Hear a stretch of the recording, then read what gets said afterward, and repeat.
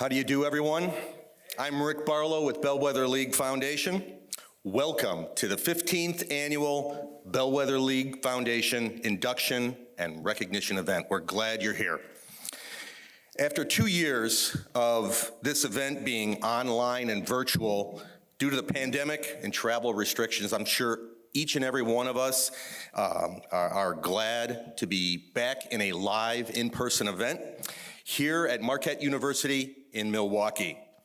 You know, when co-founder Jamie Kowalski and I created and launched this organization back in 2007, we had several goals we wanted to achieve.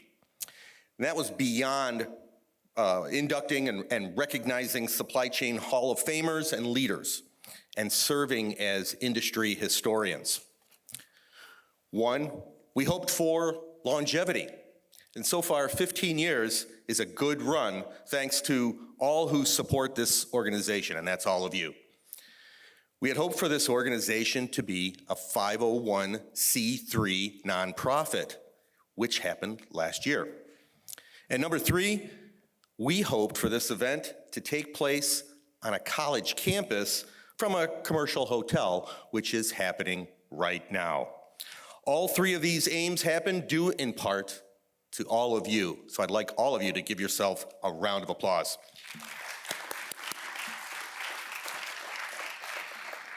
I'd also like to take this time to thank the fine folks here at Marquette University. You know, Ann Tagakani and Paul Jones and their respective teams helped make this transition back to an in-person event, as well as the debut on a college campus, efficient, painless, and successful. Please give them a round of applause. I'd also like to welcome any of the Marquette students that are here from the College of Business and College of Nursing. Please give them a warm welcome. And also to the students from the University of Michigan who presented during our Healthcare Supply Chain Leadership Forum earlier this afternoon. Give them a round of applause as well. Next, I'd like to recognize my fellow board members and advisory council members. Now, I'd like you to please hold your applause until after I finish reading their names. On the board, I serve with Deb Templeton, chairman, Jamie Kowalski, secretary, who is also co-founder and founding chairman. On the advisory council, there's Karen Conway, Nick Gaish, Carl Meyer, Kate Polzinski, Mary Starr, and Donna Van Vera. Will you give them a round of applause? Next, I'd like to recognize a number of folks in the audience tonight, bellwethers and future famers from earlier classes up till 2019. Now, don't worry. We're gonna, a little bit later on, I'm going to salute the 2020 and 2021 classes. But right now, we're gonna start with the earlier classes, the pre-pandemic classes. I'm going to read the Bellwether and Future Famer class names and their classes, and I'm gonna ask each one of them to stand, and I'd ask that each of you hold, or all of you hold your applause until the end of the list. We're gonna start with the Bellwether class from the Bellwether class of 2008, Lee Bergadine. Now, if Lee was here right from the very beginning, and please remain standing, Lee, if you can. He was here when this was a small group meeting in a small ballroom at a hotel. Now, some of you may have gone to the registration table and saw a replica of that award. Lee was our second inductee during that time frame, so thank you, Lee. From the Bellwether class of 2011, John Strong. From the Bellwether class of 2013, Nick Gaish. From the Bellwether class of 2016, Gary Wagner. From the Bellwether class of 2017, Jamie Kowalski. From the Bellwether class of 2019, Carl Meyer. Now we move on to the Future Famers. From the Future Famers class of 2015, our very first class, Donna Van Vlera. From the Future Famers class of 2018, Amy Chiappa. Now, give them all a round of applause.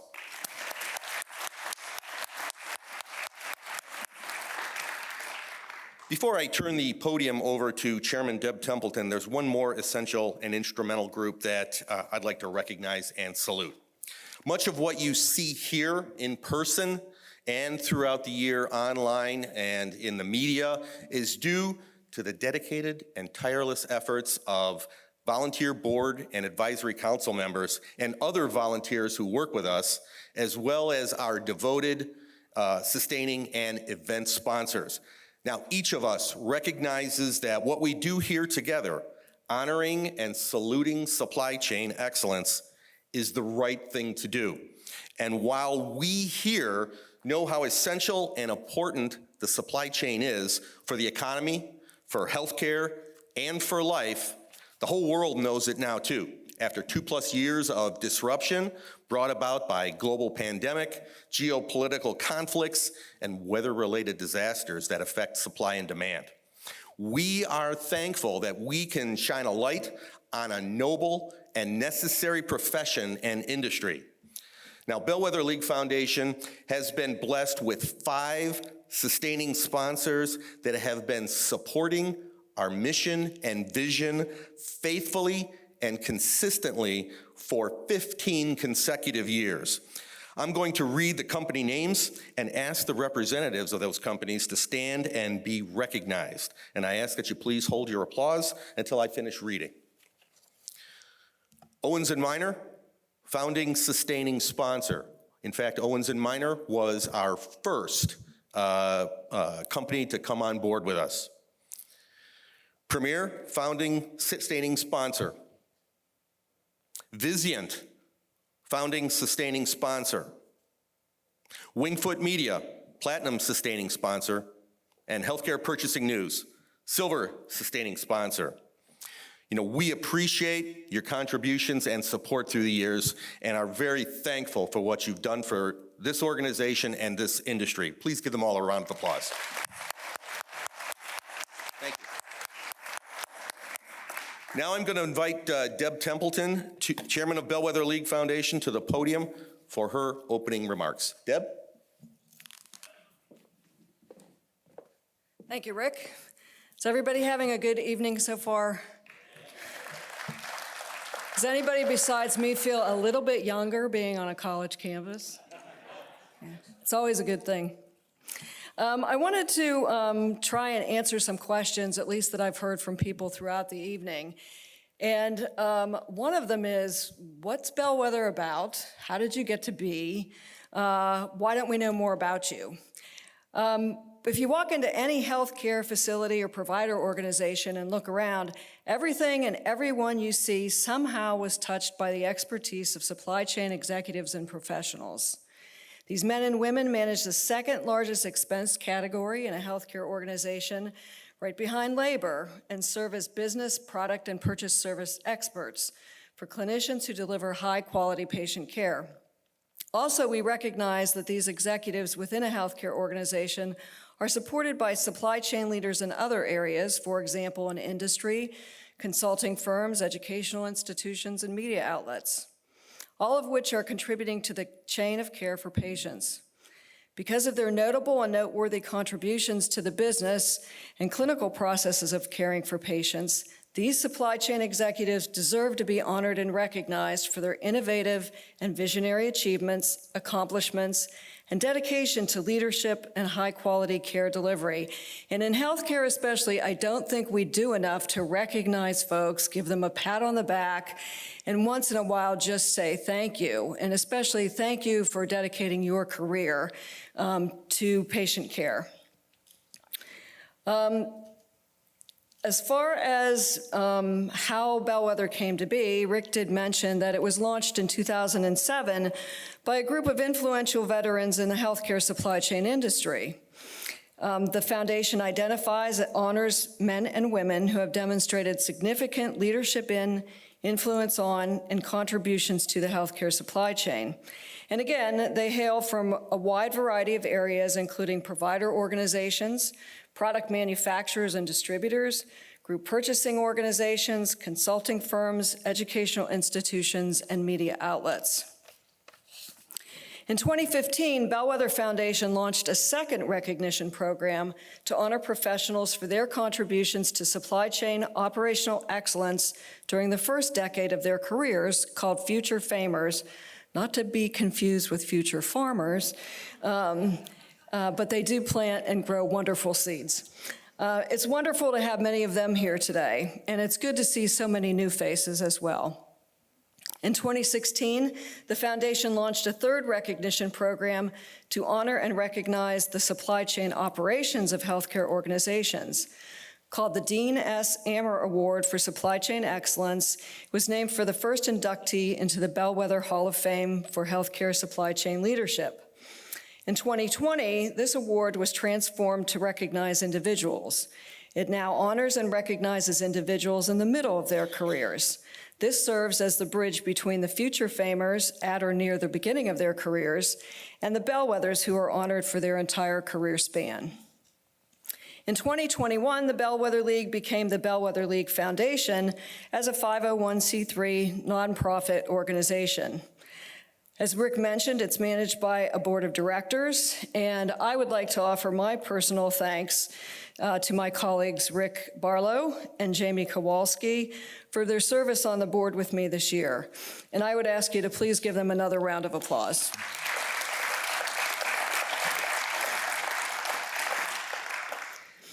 And again, I would also like to thank the Advisory Council and the many people that worked on the task forces with the Advisory Council for their contributions to making today a great success.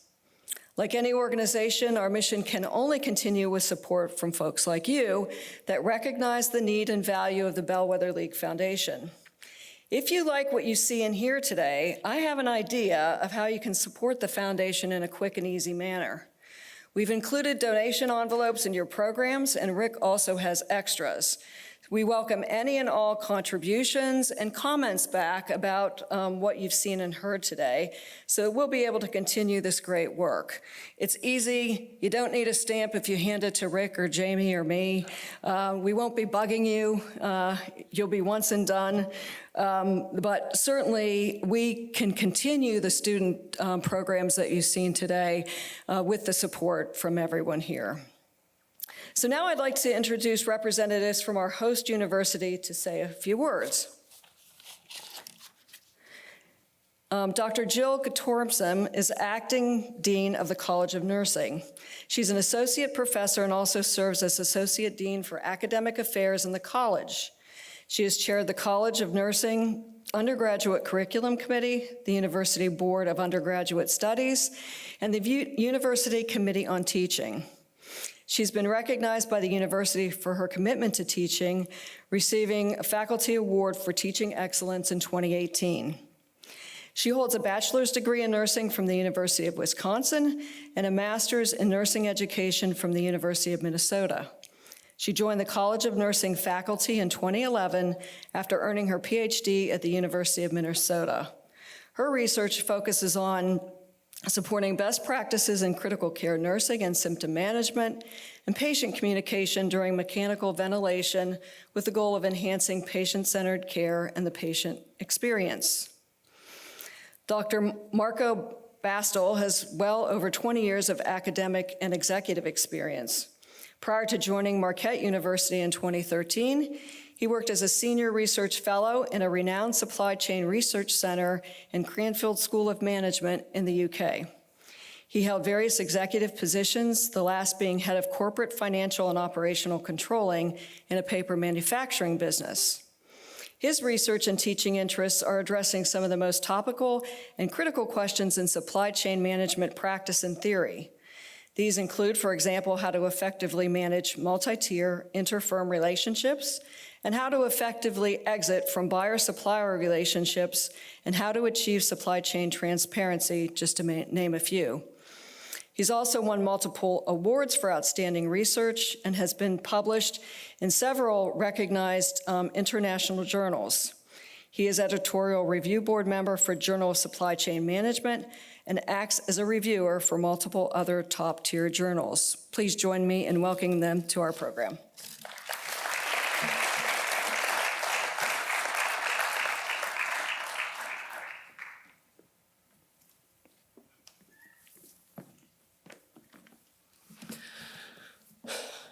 Dear ladies and gentlemen, distinguished guests and representatives of Bellwether League Foundation, it is my pleasure to welcome you all this evening here at Marquette campus.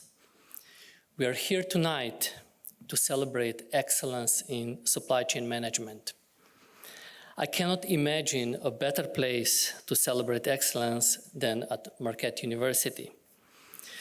We are the home of one of the leading supply chain programs in the nation, both at the undergraduate and graduate level, and as such, we have been continuously recognized by the business community for raising some of the most sought-after supply chain leaders. There is probably no one in this room that has not heard in recent years press describing our supply chains as congested, late, broken, or expensive. However, here at Marquette, we describe them with the words like change, historic opportunity, innovation, creativity, and new leadership. And these are the words that define the leaders of 2022 Bellwether class of healthcare supply chain professionals who will be today inducted in Bellwether League Foundation's Hall of Fame for their contribution to the supply chain management profession. We are proud, yet humbled, to be able to host the event here, and in the name of the College of Business Administration, I am wishing you a pleasant and enjoyable evening. Congratulations, and thank you.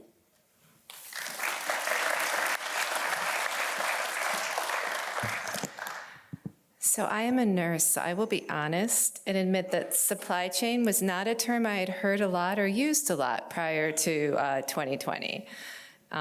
It is such vital work that you do, and it goes so unrecognized.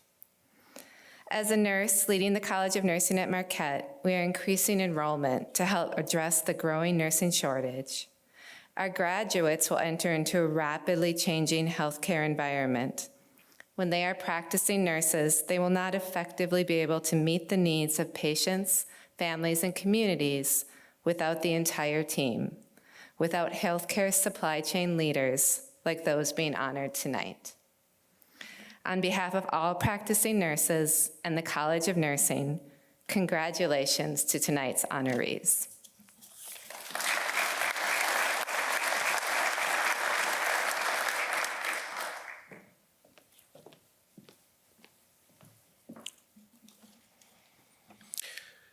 During the last 2 years, we lost 8 Bellwethers that I would like to recognize and remember for their greatness and dedication and service. I'm going to read each name and Bellwether class year, and then after I read all 8, we'll have a brief moment of silence. Brother Ned Gerber from the Bellwether class of 2010. Paul Powell from the Bellwether class of 2009. George Hansen from the Bellwether class of 2012. That was also our 5th anniversary event, and George actually celebrated his birthday by being inducted into the Hall of Fame. Tom Hughes, Bellwether class of 2012. Henry Burling, Bellwether class of 2014. Jim Dicko, Bellwether class of 2013. Ed Harden, Bellwether class of 2020. And Dwight Titus, Bellwether class of 2021. Each of these Bellwethers were a credit to the profession and industry, and they were instrumental in the success of this industry. Let's observe a brief moment of silence for them all.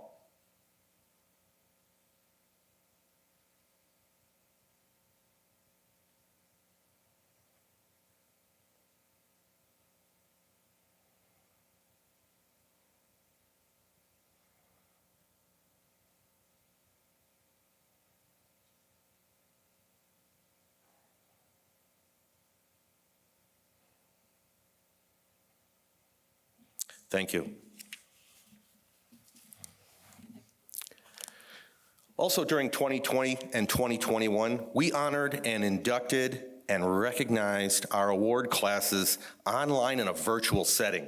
And you can watch those videos online at our website at bellwetherleague.org. They're all up there. You can enjoy them. You can either enjoy them again for the first time or enjoy them for the first time.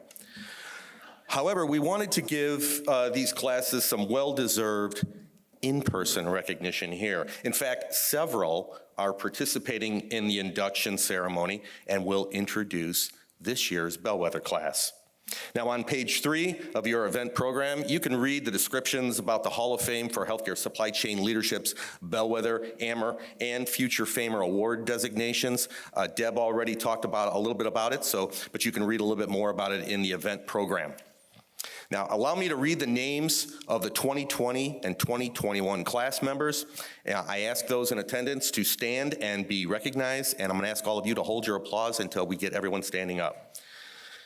For those that are here tonight, Future Famers class of 2020, we have Hunter Chandler, Jack Casella, and Kenneth Scher. From the Future Famers class of 2021, we have Brian Murray, Pauline Oyer, and Bruce Radcliffe. Let's give them a round of applause.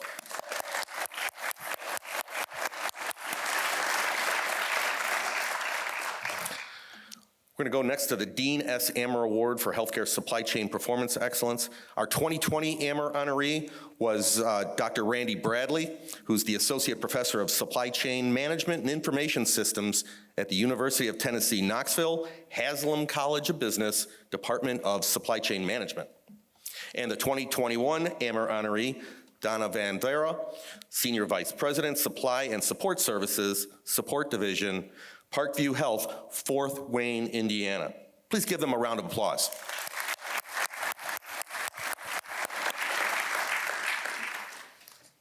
Now for the Bellwether class of 2020, we have Jack Anderson, Doug Bowen, Greg Bilo, Fred Kranz, Kathleen Garvin, Ed Harden, David Reed, and Rita White. From the Bellwether class of 2021, we have John Burks, Jake Rowenwald, Tom Harvo, Mike Kaufman, Ben Latimer, Gary Rakes, Barbara Strain, Dwight Titus, and Mark Van Summeren. Please give them a round of applause.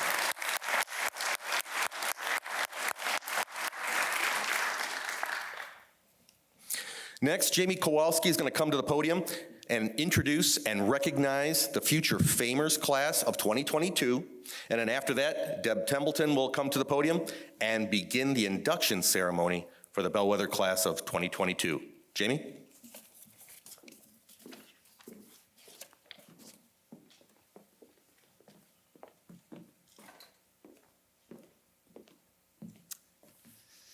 Yes, I know I came in from the wrong side of the stage. It's because I put my glasses on and I couldn't tell which was left and which was right. I'm sorry for that. And Deb, please forgive me. I have the pleasure and honor to introduce the 2022 class of Future Famers. These are supply chain leaders that are distinguishing themselves and their supply chain and their accomplishments, in advancing the science, art, and performance of healthcare supply chain management. While somewhat early in their careers in some cases, they are already advancing at a steady and rapid pace. So when I call your name, please come up to the stage. And again, please hold your applause. First, Ryan Burke. Got a couple of things to say about Ryan. He's the COO of Pandion Optimization Alliance, and you can ask him on your own what that all means. Ryan was selected as a Future Famer based on his rapid growth in knowledge and fervor for enhancing many facets of the foundations in healthcare, the idiosyncrasies of supply chain, as well as his passion for sharing knowledge and experience with peers, reporting people, business partners, etc. A true mentor. Next, Renee Gurdian, excuse me, I mispronounced that. My fault. Is Renee here? Oh, okay. I'll move on. I didn't know. I thought he was going to be here. But let me read about him, just so you know. Director of Strategic Sourcing and Supply Chain at Ochsner Health. Renee is a future famer, particularly because he led the Ochsner response to the massive spike in usage and global demand created by the 2021 Hurricane Ida. I bet you thought I was going to say pandemic. Okay? However, he covered that too. He created and implemented a 6-month safety stock goal for the initial set of PPEs. Anybody here not know what a PPE is? Okay, good. I don't know exactly what it is either, so I'm glad I don't have to say anything. Then they expanded to include fluids, respiratory categories of products, and had found and established their own warehouse to keep them in. There's no way to keep all that stuff in your hospital. He's one of these people who just gets it done. Next, Caroline Marion. Manager, Supply Chain, Clinical Engagement and Implementation at Novant Health. Caroline is a future famer because she developed and implemented process changes successfully and in a way that built confidence in supply chain, lessened alarm by the users, reduced the burden on the frontline team members. Based on that skill, she was involved in, developed and or implemented many of the facets of the COVID-19 response plan, many of which are still being used. So in her case, I'd say, when you get buy-in, and that takes place, implementation and succeeding works and it'll last. And lastly, Allison Tidd, Assistant Vice President, Supply Chain Management Contracting at Atrium Health.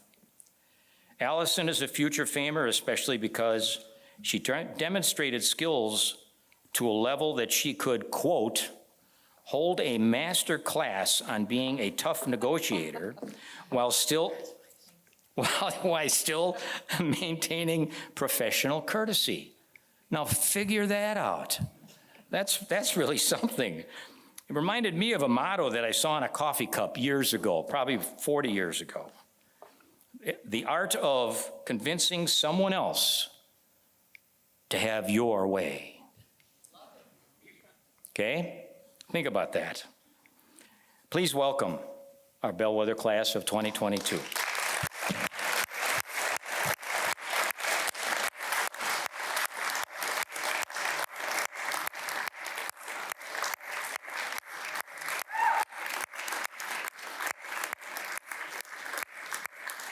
This is fine. Thank you all so much. Okay, Deb. I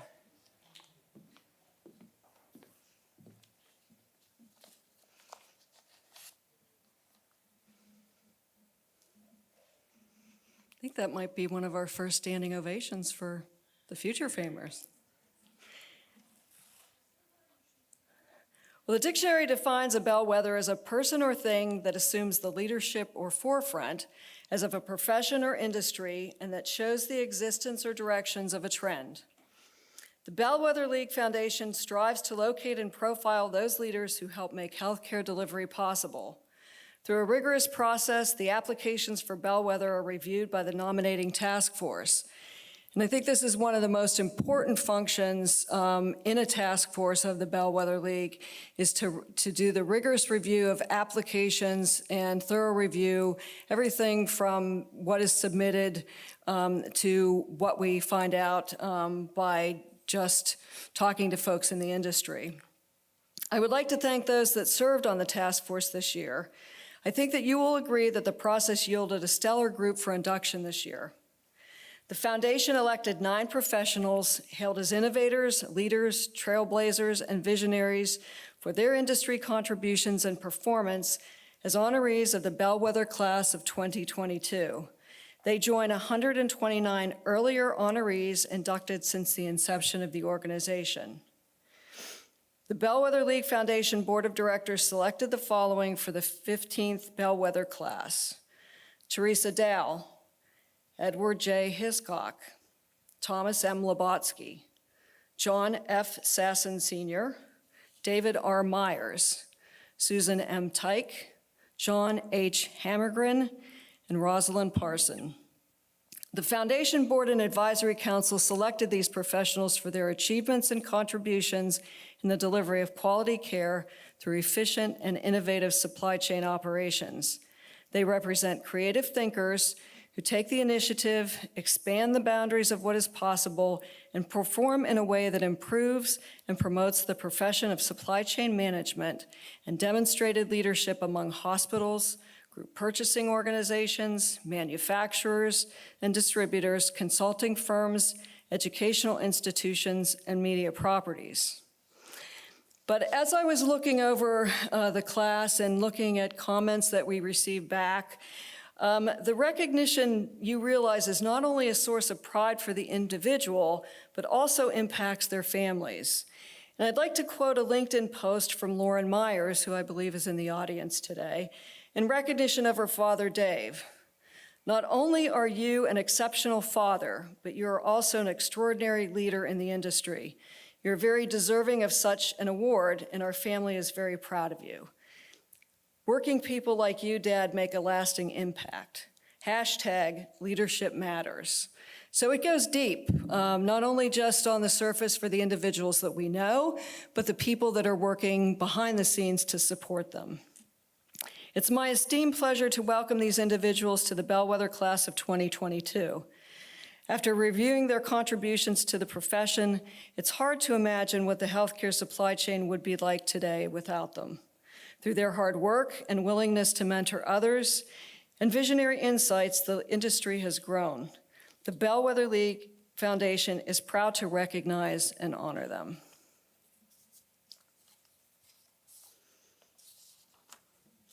So we'll start with Teresa.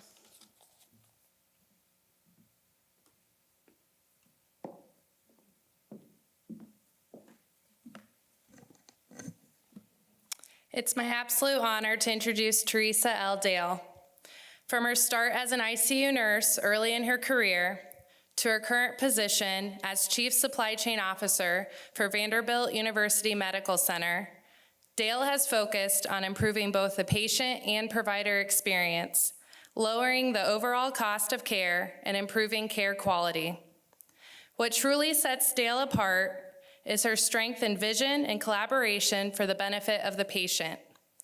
With an extensive clinical background, Dale has been a pioneer in introducing and advancing clinical integration into the supply chain. She notably stood up one of the first consolidated service centers in the country. As a visionary supply chain leader, she not only developed solutions to meet the needs of her organization, but she then collaborated to commercialize those offerings to support others in the field facing the same challenges. Dale serves as president on all three companies, including Vanderbilt Health Supply Chain Solutions, LLC, a consulting business, Vanderbilt Health Purchasing Collaborative, LLC, a regional GPO, and CareFluent Connect, LLC, a company that handles not only DME facilitation, but also other services and goods that patients require outside the hospital setting. Dale further collaborates and advances the healthcare supply chain with her participation in countless professional councils, committees, conferences, articles, and papers. She has been featured in countless articles by industry trade publications and academic journals. Please join me in congratulating and welcoming Teresa L. Dale into the Bellwether League class of 2022.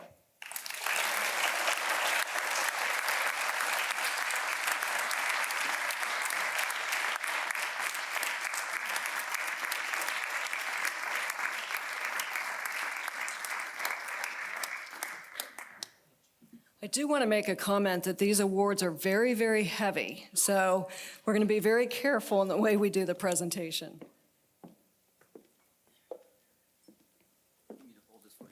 down with people up there. There you go. Thank you. Congratulations. Thank you so much. Thank you.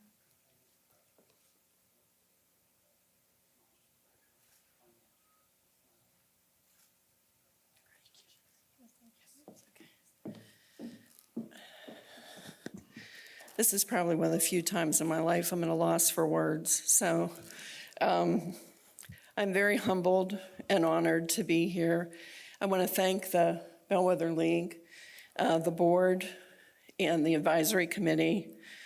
I can't tell you what this means to me to be recognized, and it was so special to see Jill and Marco here from the School of Nursing and from the Supply Chain College, because I've been really blessed in my career to have two careers, and both I have felt very, very passionate about. And never in my wildest dreams, just like Jill said, did I have any idea that I'd be in supply chain, because I didn't know where supplies came from either when I was a nurse. But the thing that I wanted to really share with you is a couple of things, and it's around people allowing me to be a risk taker and encouraging me to take risk and being willing to allow me to fail just as much as succeed. And there's been many individuals in my life, and I'm very thankful that I'm able to hopefully end my career at Vanderbilt, because they've been the biggest in allowing me to take the risks that I have. But I spent a good part of my career at Orlando Health as well too, first as a nurse, and then as the leader of their supply chain for a number of years before I went to Vanderbilt. And they were the ones who first allowed this nurse to step into supply chain. And there was a gentleman there, if you all remember the old General Medical days. I'm dating myself, aren't I? His name was Chuck Kofoid. I don't know if anybody would ever remember that name. Carl does.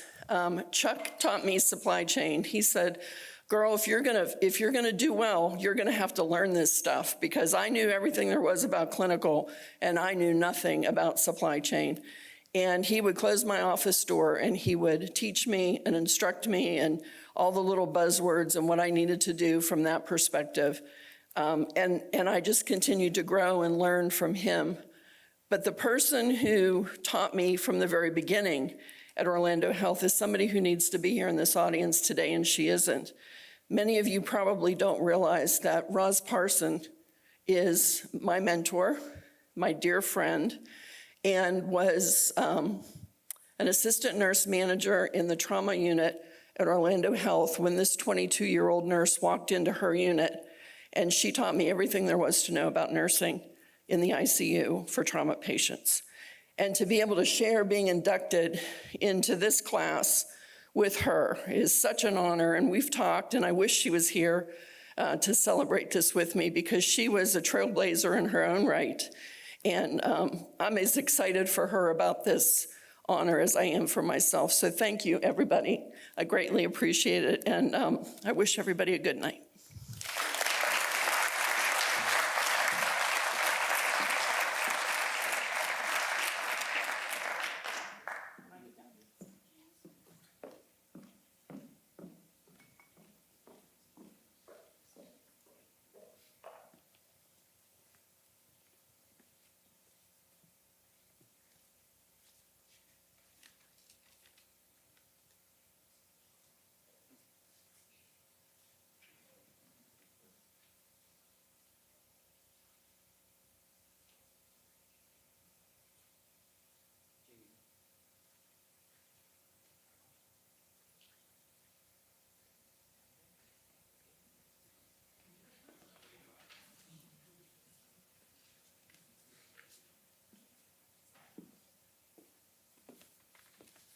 Just a little switcheroo, it's okay. Did you catch your breath? Well, during that pause? Okay.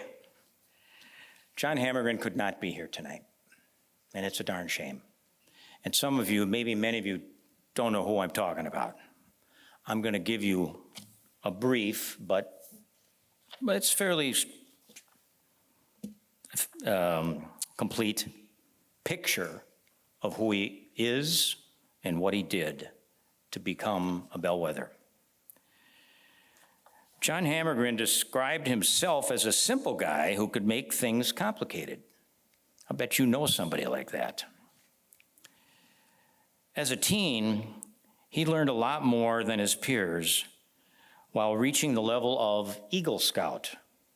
Everybody know what Eagle Scout is in the Boy Scouts? You can't get higher than that. And in fact, there's secret ceremonies and all kinds of things. I didn't get it, by the way. Amazing. He earned a bachelor's degree and a master's degree in business, and he developed the problem-solving mind of an engineer. Hammergren's results-oriented focus and straightforward style, bolstered by his market approach, was based on the theme, do what is right for the customer, employees, and investors. His integrity made him stand out in the minds of his management team, customers, industry peers or competitors, and investors. He called his approach I, the letter I, CARE, C-A-R-E, which means customer-centered, accountable, respect, and excellence. He applied this while going up the ranks for several healthcare product companies, but not yet proven that he could be the CEO of a giant healthcare services conglomerate. When Hammergren was only 40, looks young to me, he was a distribution guy. He was asked to take over McKesson following the 1999 troublesome acquisition it had, as it made the acquisition of an IT company and subsequently went through a revenue drop of over $327 million. Share prices dropped 47% in one day and went down another 24% in the next 30 days. How that ever got pulled out of the muck, I don't know. I wasn't involved. He became CEO on April 1st, 2001. I don't know if I would have started a new job on April 1st, April Fool's Day, but it worked out for him. By December 2003, revenues had risen 22% and net income rose 14%. It was turning around. And while share prices had not fully recovered, they more than doubled from where they were.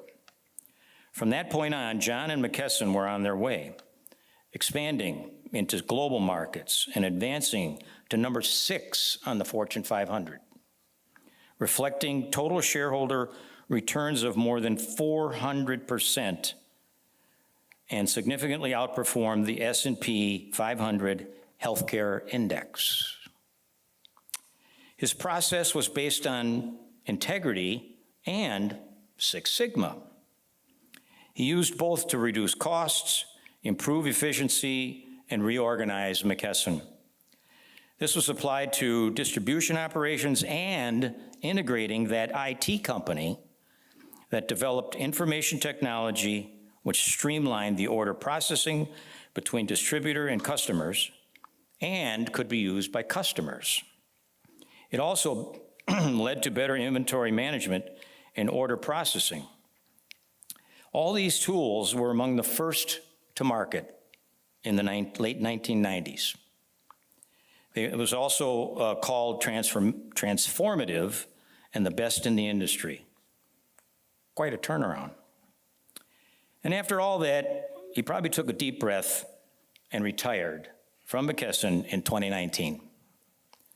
Before I end, there were others who recognized what he really accomplished. Last but not least includes Harvard Business Review, named Hammergren as one of the top 100 top performing CEOs in the world. I don't know what number he was, but he was in the top 100. Hammergren also earned Capgemini Ernst & Young's Leadership Award for Global Integration in 2004. So let's please have a round of applause for John Hammergren.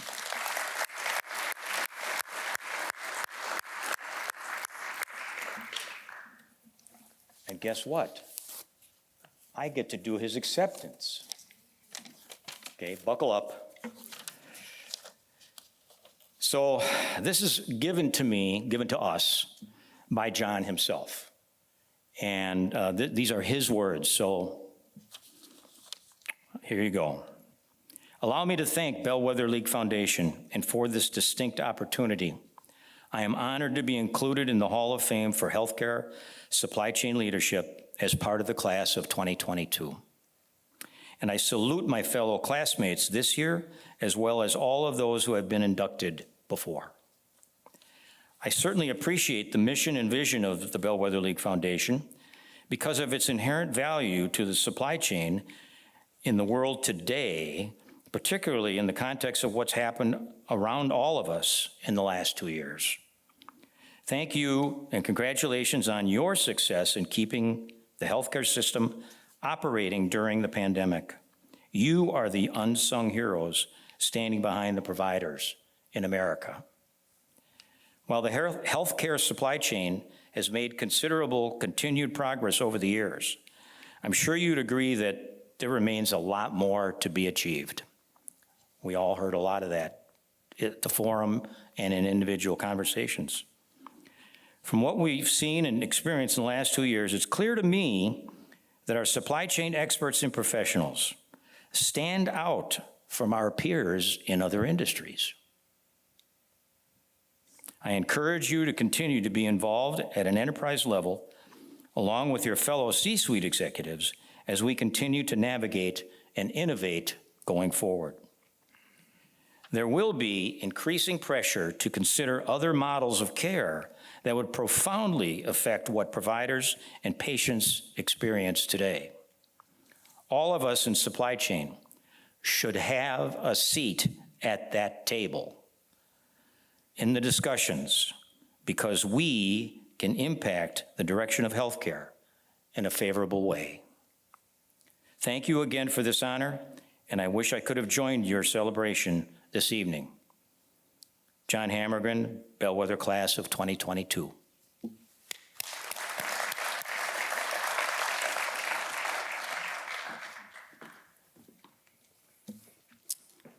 Good evening. I hope everyone's having a wonderful night.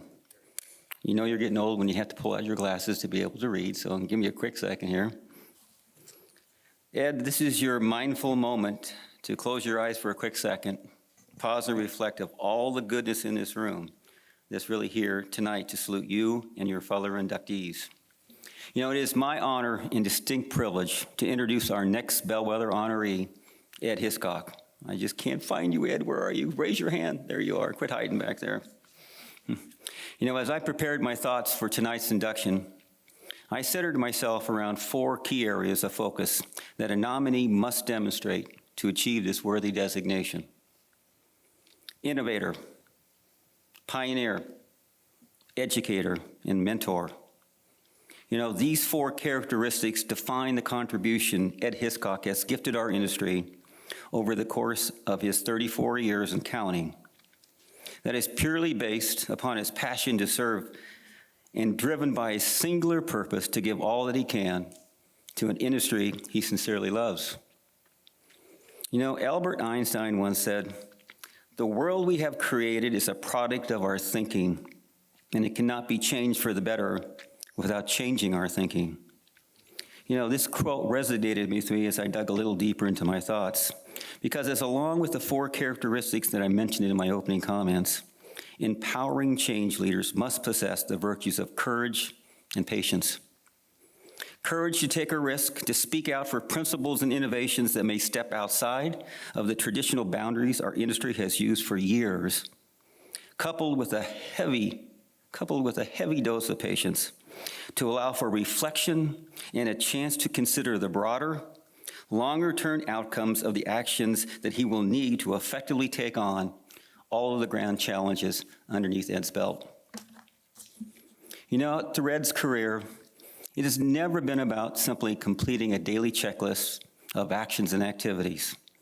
It's about finding ways to weave the deepest and most authentic threads of himself in each and every encounter that makes him stand out as a professional.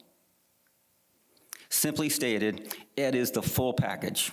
He is the real deal, possessing all of the characteristics of leadership that instills respect, trust, compassion, loyalty, and wisdom in all that Ed has had an opportunity to work with. Now, I'd like to end my comments tonight by speaking directly to Ed. I can see you there now, big guy. You know, Ed, if I may take the liberty tonight to define the definition of impact as a promise of meaning and significance, please know that you have and you continue to live a life of significance. And our industry is fortunate and blessed to be on the receiving end of your contributions. Brother Ed, I know my life has been enriched by knowing you, and for that, I am forever grateful. So now please join me in welcoming Bellwether inductee Ed Hiscock, friend, colleague, educator, and mentor to us all, to the podium.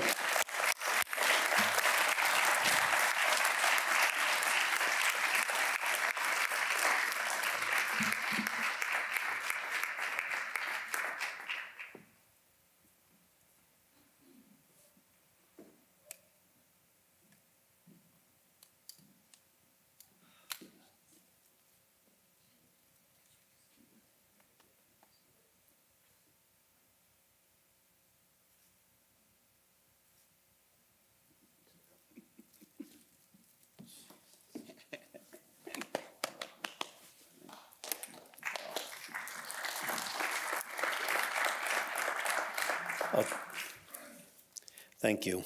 It helps to hire a Zen master to introduce you, right? Yeah, after that introduction, I didn't prepare any comments. The only thing I wanted to kind of reflect on, this has given me an opportunity to reflect, obviously, on my career, and I've been blessed. Good Lord, I've been blessed. And I think it was a Mark Twain comment. There's two important days in your life. The day you're born, and the day you figure out why, right? And as nerdy as it sounds, what I do for a living is my why. And then somebody else said something about, you know, if you love what you do, you'll never work a day in your life, right? Although the last couple of years, I worked a couple of days. They weren't spot on, but it was close. And for me, it's really, well, I'll get a little personal for just a second here. So many of you know that at the ripe old age of 25, I suffered a stroke. I was a big weightlifter in high school and college. And I was lifting one day, spiked my blood pressure, jarred something loose, lodged in my brain. I couldn't speak for almost 30 minutes. So I had that experience at that age, and it puts you on a path to figure out why. You know, why am I still here? And I had just started for this little company, a few in the audience will remember it, American Scientific Products, right? And I was carrying a tool bag. My first degree is in engineering. I was carrying a tool bag for them and fascinated that this electronic stuff I was fixing in these laboratories actually counted blood cells and counted, you know, anaerobes. I mean, it was just all the stuff that was going on, and it just fascinated me. I was brand new to healthcare. And that started me on this journey. I had landed in healthcare. I had the stroke. I couldn't speak. I got my speech back, and I was going to do something with it. And Lord knows you all don't want me standing over you on the operating table with a scalpel, right? That's not my skill set. But my skill set, as I matured it from engineering, and then get this, behavioral science, that's my next degree. Because every college counselor will tell you, you know, if you're an engineer, you should really go get a degree in behavioral science. And then supply chain, got my master's at Michigan State. But tell me I don't use every one of those every day. How much do we talk about analytics today and technology and data, engineering? How much do we talk about influencing, communication, leadership, influencing others, behavioral science? I'm not messing with you right now, but I could. And And then supply chain, it's where I found my home. And as nerdy as that sounds, it's been that kind of purposeful for me. So Nick nailed it. It's a very passionate thing for me. So it comes very, very easy. And as I reflect back on my career, the most rewarding things are the people. The people that I've had in my life because of this career, the people that have supported me, and those that I've had the opportunity to influence, right? Denise, my administrative assistant, when I served at the hospital center in DC, she's now running HR for a health system. Kenyetta was a storeroom clerk in that same organization. Kenyetta is now a vice president of supply chain for a health system. Adrian, storeroom clerk in Boise, Idaho, is now a vice president in supply chain for a health system. And I could go on, but and they're now inspiring people. And I'll date myself again, it's like that VO5 commercial, and then tell someone, they tell 5 people, right? So it just goes on and on. But that's really what it's about. And like I said, I've been blessed. And I had the pleasure of serving on the board of this organization for a few years and continue to support Nick and the work he's doing on philanthropy and growing this foundation.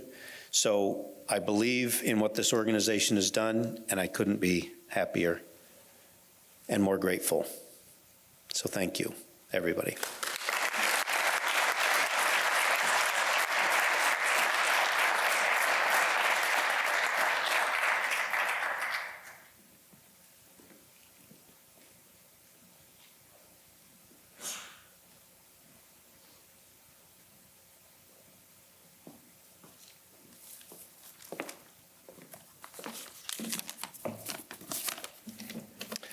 I have to follow Nick and put glasses on as well. So I do have to tell you an honest story in terms of being up here. So my esteemed colleague, Jack Cozzella, who really is supposed to be up here introducing Tom, came in my office and said, "You know Tom, don't you?" I said, "Oh my gosh, are you introducing him?" And he said, "Yes." I said, "I'm pulling rank." I said, "I don't do that very often." He had this horrible look on his face. He said, "I understand." So I thank Jack for allowing me this opportunity. It's my absolute pleasure and honor to introduce Tom Labotsky to the 2022 Bellwether League Hall of Fame. I've had the privilege of knowing Tom for over 20 years, going back to our younger and earlier careers at Premier, and am pleased to view him as a colleague and a friend. Throughout his career, Tom has been known and recognized as a visionary leader and has played various roles in different organizations he's served. He's also been recognized for his focus on exploring how clinical and supply chain, a lot of which we've heard about, in healthcare resource optimization can advance the clinical, financial, and the operational goals of healthcare. Tom is an accomplished, values-based leader who has impacted not only supply chain, but expands to areas such as transformational leadership, high-performance team building, physician-hospital joint ventures, and partnerships, which in our industry is really no easy task. And new business clinical expansion and growth, what more can you possibly add? Clearly a wide variety of experience. Tom currently serves at Allina Health, but his leadership success in the past includes some pretty significant organizations such as Advocate Aurora Health, Chief Supply Chain Officer, Akron General Health System, President of Akron General Partners, Premier, beginning not only as a regional vice president, which is where we first met, overseeing the relationship with the C-suites, to then VP over the national field team, and then finally VP over operations, and then the Detroit Medical Center. While his accomplishments are many, some noteworthy accomplishments that I thought were important for me to note tonight include He improved clinical and supply chain performance that delivered more than $30 million in savings for a large IDN. And back when he did it, that was a very large number. Not that 30 million is small, but back then, that was a very, very large number. He led the formation of Advocate's Clinical Effectiveness Department, incorporating evidence-based and economic value criteria into product technology decisions, which drove some pretty significant savings and reduced clinical practice variation across that enterprise. In 2010, Tom was named one of 10 people to watch by the Journal of Healthcare Contracting. And on the innovation side, Tom led partnership programs with key suppliers that impacted areas outside of just our supply chain walls and resulted in reducing readmission rates by 29% and length of stay reductions by 26%, ahead of the pack in many ways. You should also know that Tom is actively involved in industry organizations, has authored articles in different publications, has been a leader in community impact organizations. We had the pleasure of working together in the Chicago area with a national anchor organization while I served within Presence and Amita Health. And finally, I could continue for a long time tonight, so it's really time to move on. In summary, Tom is a leader, he's a mentor, he's recognized as an innovator, he is a consummate professional, and finally, he's a friend to many, not just me, but to many. Congratulations, Tom, on this very well-deserved recognition.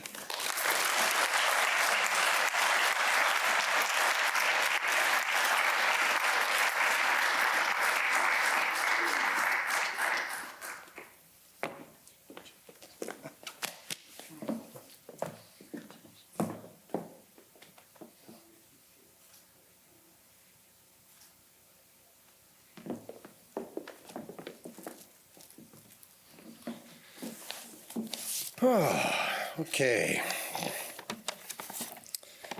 So what a really special evening to be among so many of my friends and colleagues I've had the pleasure of working with throughout my professional life, and especially in Milwaukee, Wisconsin, my place of birth and childhood upbringing. My congratulations to all those well-deserved Bellwether honorees this evening. Your accomplishments and legacy in our industry are so impressive.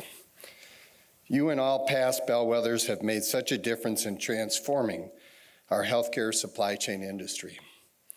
It's so laudable that Bellwether has taken such efforts in examining the myriad of impacts made by so many across different classes of organizations within the supply chain industry.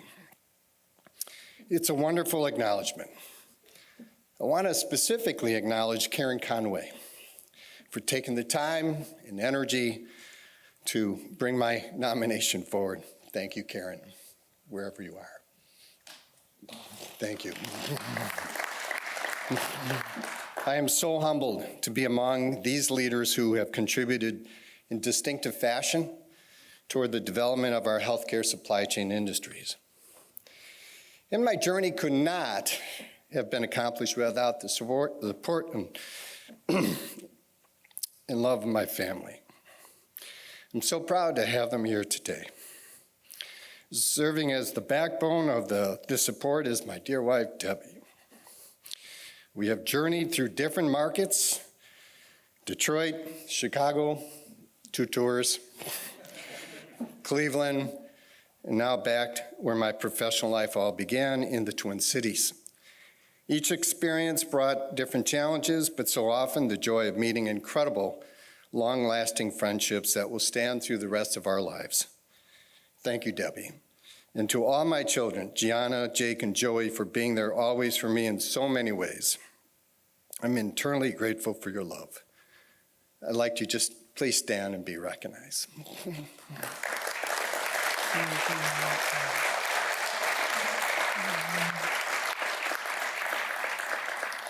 So I'd always wanted to participate in the healthcare industry from the moment my identical twin brother passed away of cancer at the young age of 17 years old. And it's on this day, this very day, He departed our lives at Columbia Presbyterian Hospital in New York, and here I stand. Clearly, that tragedy steered me toward trying to be part of delivering patient care remedies that would someday rid of us this terrible disease. After my first 17 years of leading clinical services among private nonprofit health systems, academic medical centers, freestanding ambulatory surgical centers, I shifted my interest and joined Premier, one of the largest group purchasing organizations today. It was this experience that captured my passion in leading others in driving stronger value and development among our supply chain industry. Having now led supply chains at two leading healthcare organizations, the Legacy Advocate Healthcare and now at Allina Health, I've appreciated the remarkable talent, both inside and outside these organizations, that have enriched my proficiencies in advancing our healthcare supply chain industry. There are so many of you in this room tonight that have heightened my development along my professional path. You have indelibly left your mark with me forever, and I am so grateful. And I need to call out those to those in their early and midstream of their supply chain passage. Watching, engaging, and learning from all of you is impacting my development right now. You can count on the fact that I'm going to continue reaching out to this invigorating group of knowledgeable talent. For my supplier friends, as you know, I have been a strong proponent of engaging with all of you in a more meaningful way beyond just the transactional manner we commonly perform each day.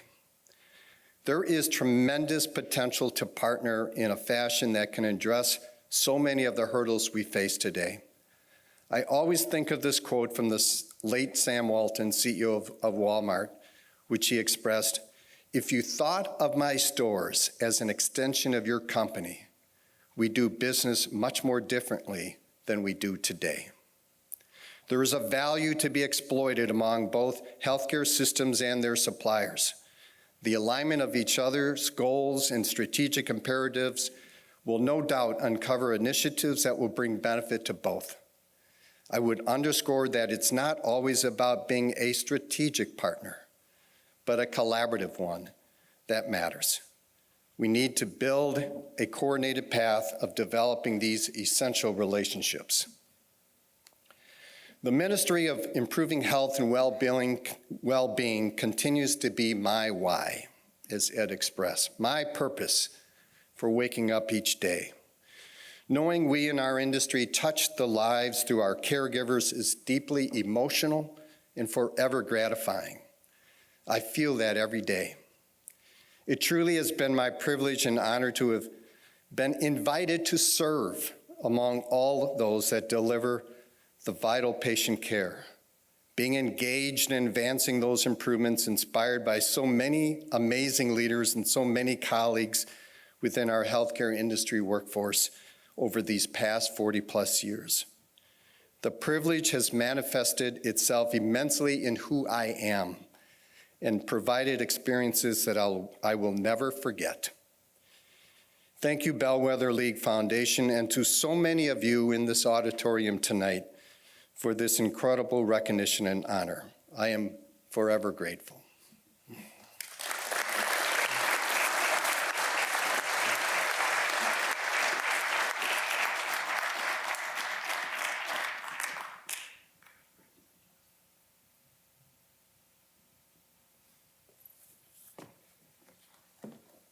David, are you ready?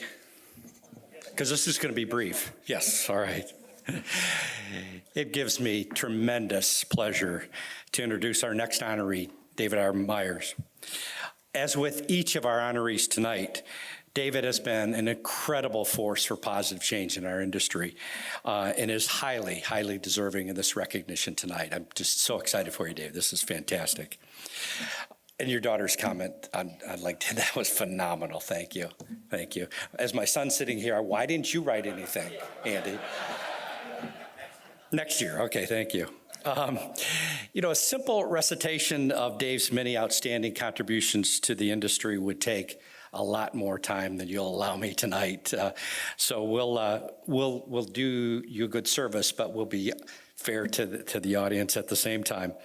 I will say, and you need to talk to Andy, because you started your career in marketing with Steris and moved on to be really one of the outstanding supply chain professionals in our industry. Andy's gone from supply chain to marketing, and I'm trying to figure out, you two need to catch up and figure out what to do here. But you know, his career has been nothing short of remarkable, and really the contribution he's made, the impact that he's made on people, and just the support that he has here with the Owens and Minor team is phenomenal in your family.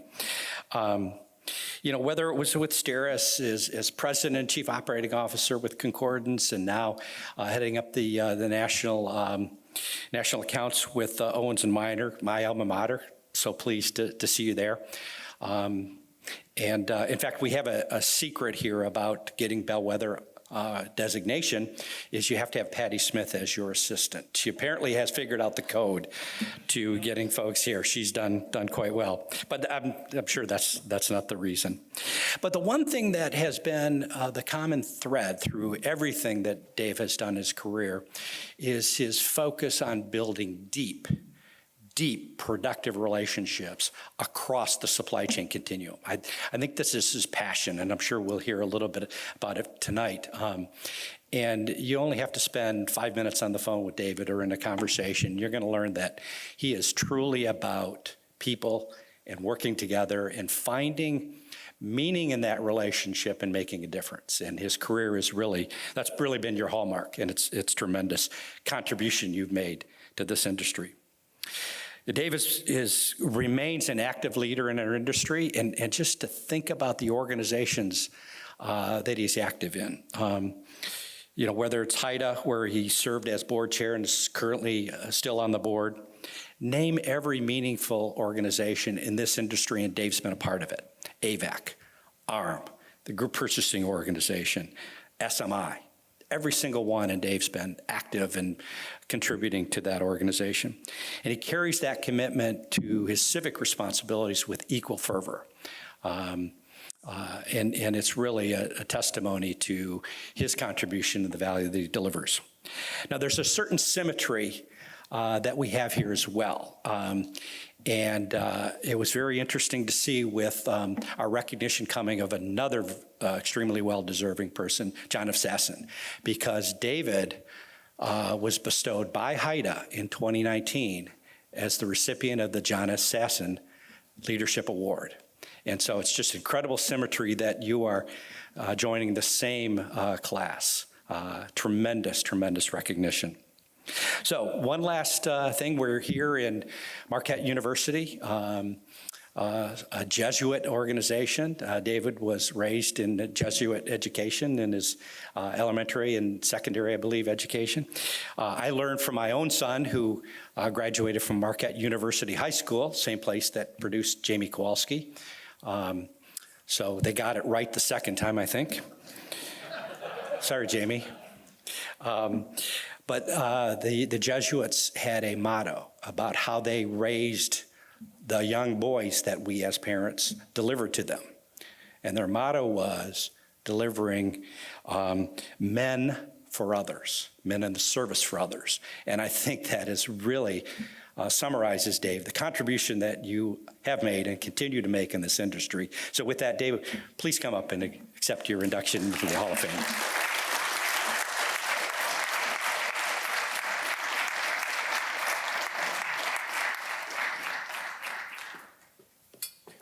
Thanks, Mark.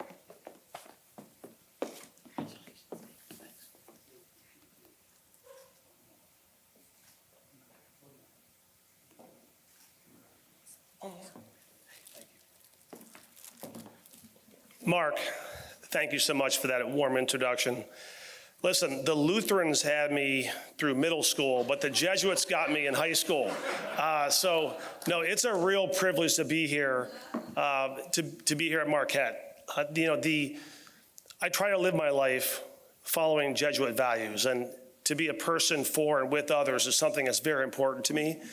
And there's another Jesuit value called magis, actually, which is to strive for excellence, which it's a privilege to be here. It's extremely humbling to be with the other honorees that I'm joining and past honorees for the contributions that you've made to our industry now and going forward and to each other. I want to thank the Bellwether League Board of Directors, the Advisory Council, and all who helped make this event possible, lifting up my colleagues and me, and also the amazing contributions that you bring to us in our industry and healthcare supply chain. Again, congratulations to all the other honorees. I would like to make a special note to John Sassen's son, John. I had the privilege of knowing John. I got to meet John when I first joined HIDA in 2000. And John, as you will no doubt learn, was incredibly passionate about collaboration. And he truly lived his life as a man for others.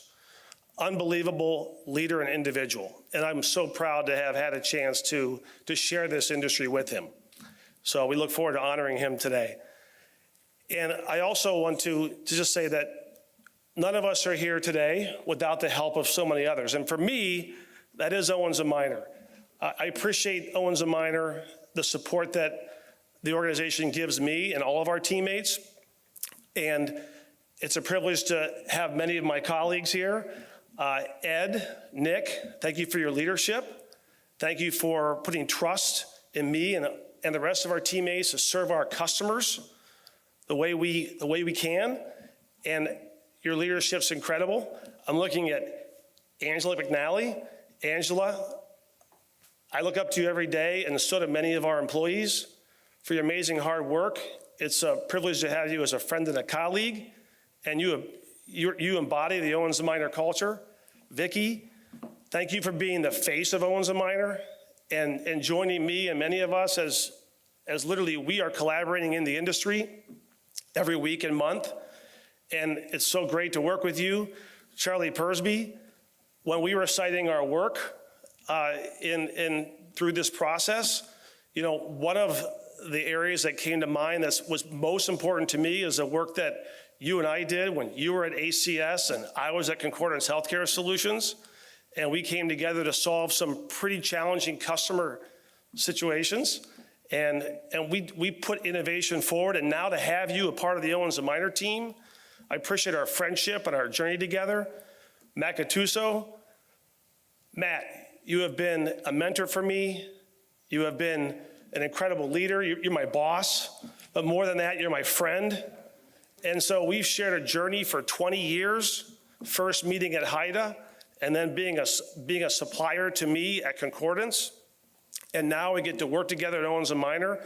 The whole spirit of relationships is just coming full circle for me right now. And I'll tell you, it's incredibly humbling to be here, to receive this honor. There are so many folks that help you get to where you're at in your career and help you learn throughout your career. I'm looking at Matt Rowan, who is the president and CEO of HIDA. Matt, when I got involved with HIDA in 2000, you had just started your career, and for over 23 years or so, 22 and a half years, you have been challenging me to use my voice and to stay engaged and make sure that we are pulling our industry together. Thank you for being that driver for me. I also I'm looking at David Dobrikowski, Dr. Dave, as I like to say, because I can't pronounce his last name perfectly every time. But David, you introduced, associate professor at the Walton School of Business, College of Business at University of Arkansas. So Dr. D has invited me into 4 different classrooms at 4 different universities, and as a healthcare researcher, healthcare supply chain researcher, is making amazing strides and helping us advance what we're doing in supply chain. Thank you for being a friend and colleague. So I also want to thank, you look back at who's influenced your body of work and helped you develop and learn. It's my friends and former colleagues at Concordance Healthcare Solutions. So for 20 years, I joined some great people in that organization to help build build that company and solve customer challenges every day and build deep relationships, as Mark shared. But Seneca Medical and then Concordance, that really was the organization that brought me into supply chain. And it was just being a part of the ecosystem that we have here, where you meet so many amazing people, and it helps you continue to learn and grow and develop.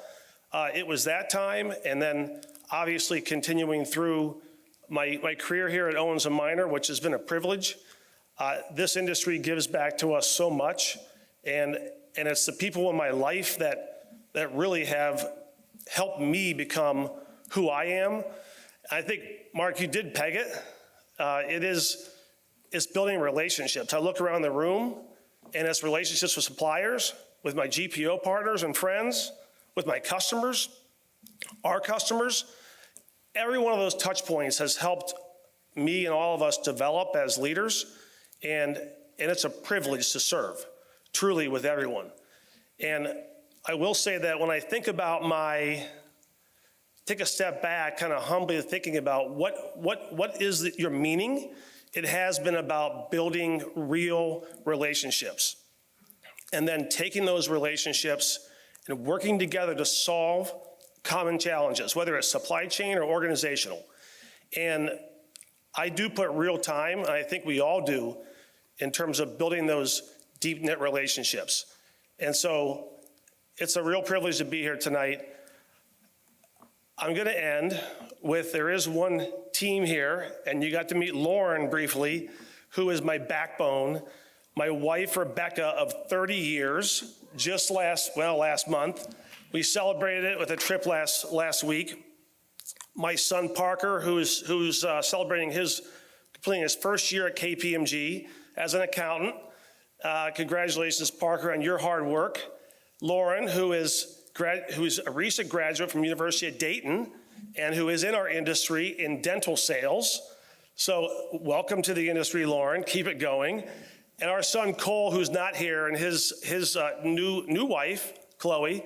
Cole works with J&J Synthes in trauma sales. So we have a little bit of the healthcare gene. And I'm going to close with, I guess a message to the students and all of us who influence students. I think they are the future. You are the future of healthcare supply chain. So my encouragement to you is to invest in your relationships and keep them going every day, whether it's your friends, whether it's your family, whether it's your community, your industry, your coworkers, your classmates. Invest in your faith. And if you do that, no challenge and every opportunity, no challenge can overcome you, and every opportunity will be closed. So thank you for this recognition. And again, congratulations to all the honorees. Thank you. All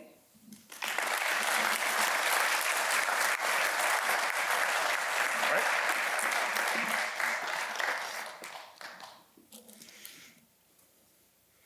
I think, Tom Labotsky, I have something that belongs to you.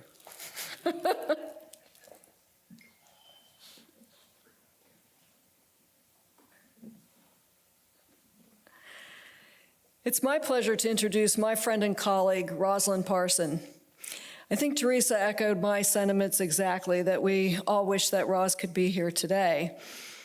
Rosalind demonstrated success in leadership roles as a clinical manager, corporate resource materials manager, vice president of marketing and clinical resources, corporate director of supply chain services, and chief operating officer. She led the design of a perioperative clinical consulting group with a major medical company while achieving $55 million in revenue growth over 18 months and process improvements exceeding $100,000 per a 4-day consultative visit at over 150 hospitals nationwide. Roz redesigned a proprietary procedural-based costing tool called Datastat to assist hospitals in clinical utilization initiatives to further drive clinical standardization, process improvements, and savings. She facilitated the initial design and startup of Orlando Health's first self-distribution model, including warehouse management and demand forecasting technology software implementation. She oversaw future development and regulatory requirements regarding logistics and emergency preparedness. She also played an active role in the Members' Medical Economic Outcome Committee with responsibility for driving supply chain initiatives. When Roz began working in supply chain 3 decades ago in 1992, it doesn't seem that long ago, she pushed through a number of barriers in the areas of gender, race, and professionalism. As an African-American woman with a clinical background as a senior staff nurse, preceptor, ICU charge nurse, and a clinical manager in adult critical care, she had to exhibit fortitude and leadership skills to build a reputation, trust, and voice in an area that did not include much diversity as it would be defined 30 years later. Through her tireless efforts, she grew to be a respected colleague in the field. This trend continued throughout her career as she built constructive and effective listening skills and wrapped them around her transformational leadership style to explore and implement self-distribution and self-contracting concepts before merging the two. This included designing standards and policies for the new environment as well as tools to support the work. She was also one of the pioneers to emphasize the clinical and healthcare supply chain through the implementation of value analysis. She was able to combine clinical experience in the peri-op, critical care, custom pack, and physician preference areas with standardization methods and data tools.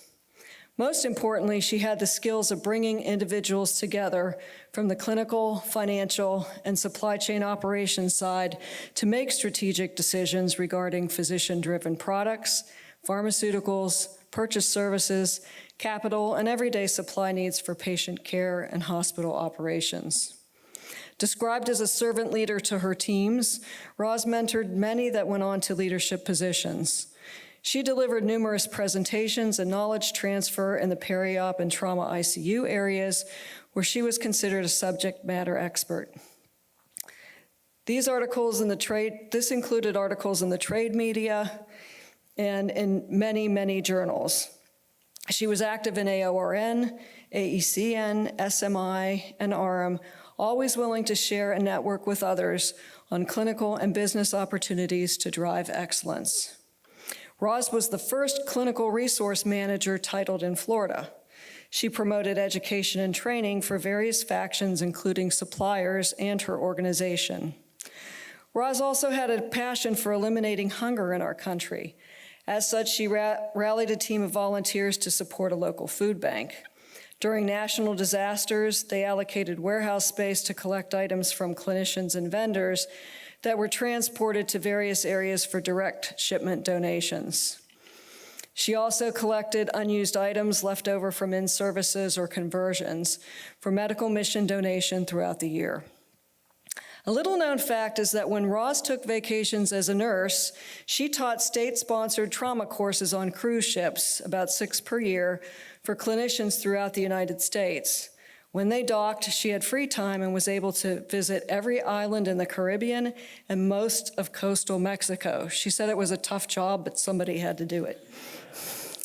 She's a self-proclaimed Christmas nut, so her season's coming up very quickly, and currently has 8 trees in her home. Music and decorations start in early November and go through January. Roz could not be here today, but she has sent a message for us. So please join me in listening to Roz's message. Good evening. Thank you, members of the Bellwether League Foundation, for making the twilight of my supply chain career such a memorable one with this honor. I am so appreciative and humbled by this recognition. What an exciting career supply chain offered me. To be able to design a self-contracting and self-distribution model supported by the value analysis process was consuming and exhilarating at the same time. Clinical integration of our supply chain at our facilities became a reality and not just a slogan. The innovation and transparency it offered our hospitals was unprecedented. To see our hospitals embrace these concepts before it became the norm was due to individuals that were willing to look beyond current processes, and I am so grateful for those who saw the vision and supported the progression during good and difficult times. I share this honor with various contracting and logistics teams within the Healthcare Purchasing Alliance and Orlando Health Facilities, as well as with our physician mentors, industry partners, and other supply chain leaders and consultants. So many have helped me learn their business models over the years as we blended these clinical and business environments within the complex world of supply chain. These teams were outstanding, and it was my pleasure to work side by side with them. I hope my career has demonstrated the value of diverse groups taking the chance with each other to create professional models that always puts the patient at the forefront. Transformation within the supply chain offers quality outcomes and fiscal viability for not only our patients, but our clinical and business partners. Thank you once again so much for inducting me into the Hall of Fame for Supply Chain Leadership.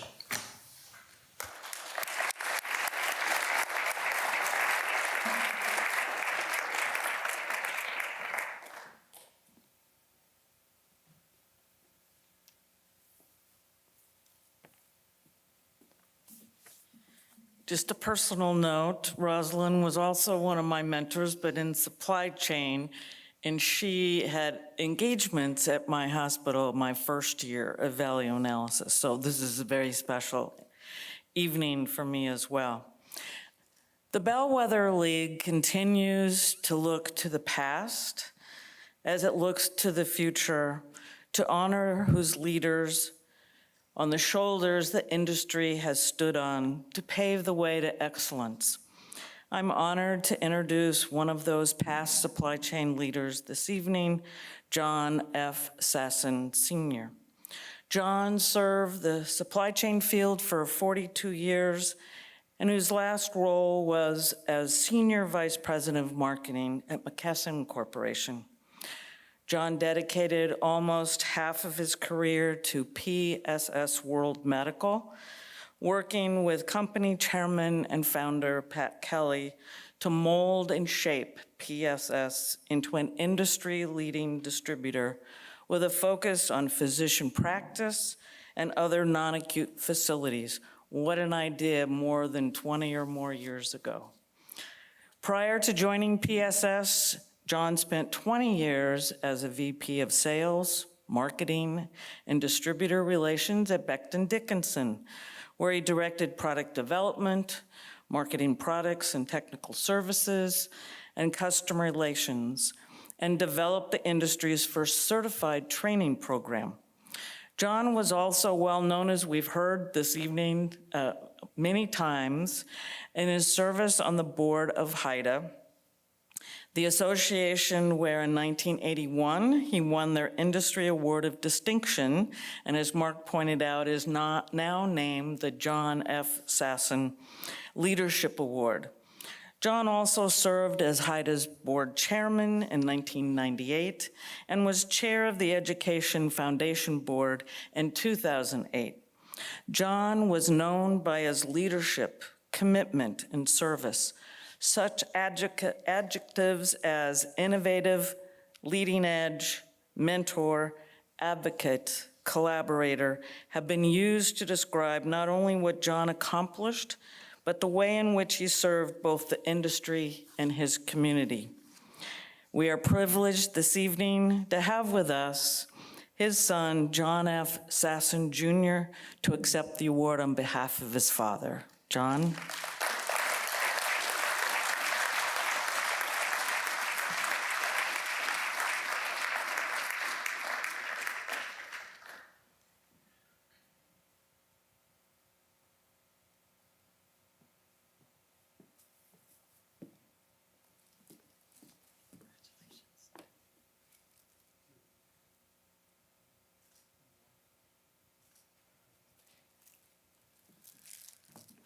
Wow. Well, I'm going to promise you one thing. I'm not going to do as good of a job as Barbara just did, but I'll try. So first of all, I wanted to thank the Bellwether League, everyone involved. I wanted to congratulate all the honorees. And just to go into a little bit of color about my father. So it's true, he loved to be a mentor and a collaborator. And we've heard that many times today.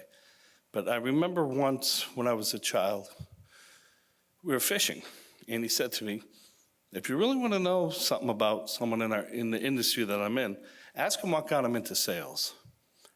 And I've taken that advice throughout the years, and you will hear so many different stories. But it was really about a lot of people get into sales not because they want to be a salesman when they're a child. They want to be an astronaut, fireman. But his story was he worked for Hamilton Industries, which was basically part of NASA. And he helped develop the charcoal filtration system. But then they relocated from Springfield, Mass. to Houston, and my mother didn't want to move. And he was like, oh God, what do I do now? I got 4 kids at home. So he took a job with Clay Adams, a small laboratory division with Beck and Dickinson, and traveled all over New England. I remember one time when I was 8, he brought me back a commemorative coin from Quebec. I'm like, what? Where's that? And he goes, that's Canada. What are you doing in Canada? He goes, I have to go there every other week. Well, why? Well, I got to feed the kids. Then I remember he would recruit us in helping him. The gas crisis in the late 70s, they had just come out with an AccuStat. I don't know if some of you might remember it. It was a chemistry system.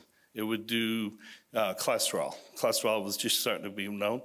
We would go into the gas lines. He would be giving away free cholesterol tests just to get the product known. And plus, he could practice it.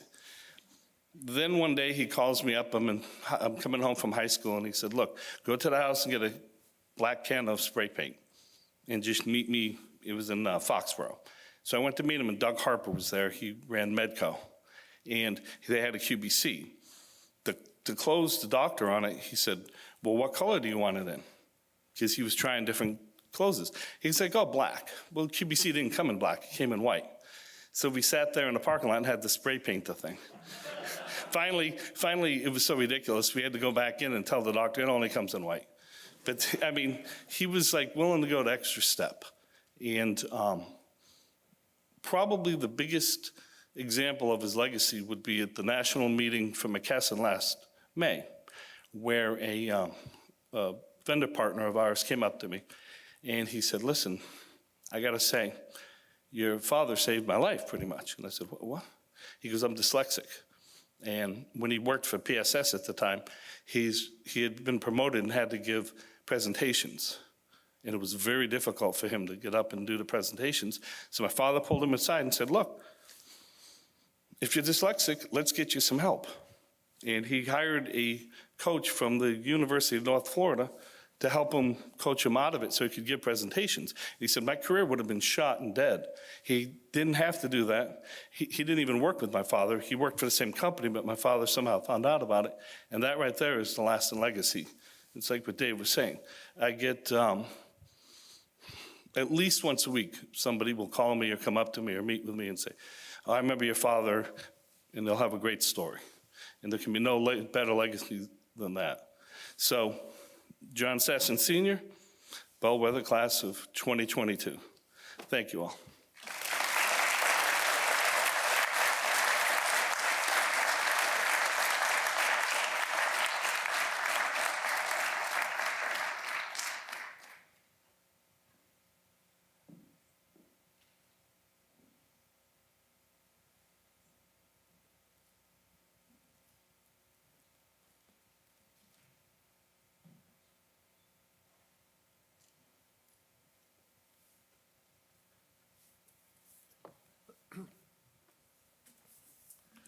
It's my honor and privilege tonight to present Sue Tyke to the Bellwether League class of 2022.